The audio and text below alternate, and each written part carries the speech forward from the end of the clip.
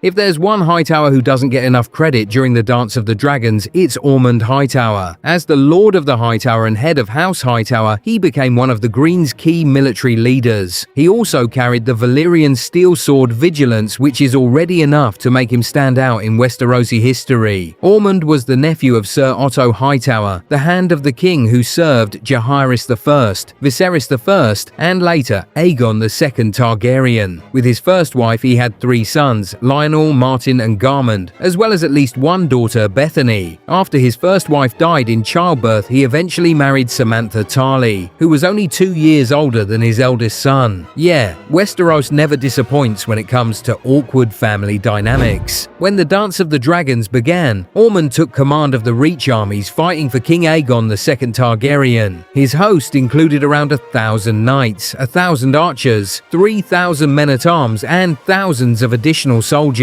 But despite that impressive force, not every Reach Lord supported the Greens. Sir Alan Beesbury and Lord Alan Tarly repeatedly raided Ormund's camps and killed his scouts, while Lord Owen Costain targeted his supply train. Rather than rushing into battle, Ormund chose to wait for reinforcements from King's Landing, a cautious decision that honestly made a lot of sense given the situation. That caution paid off during the Battle of the Honeywine, although things nearly went horribly wrong. Ormund's army became trapped along the river between the forces of Lord Thaddeus Rowan and Tom Flowers on one side, and Owen Costain, Alan Beesbury, and Alan Tarly on the other. His lines were beginning to collapse, and defeat seemed almost certain. Then everything changed. Prince Daeron Targaryen, who had served as Ormund's squire, arrived on the back of Tessorian and completely turned the battle around. It's easily one of my favourite entrances in Fire and Blood. Right after the victory, Ormund knighted Daeron with Vigilance, giving him the title Sir Daeron the Daring.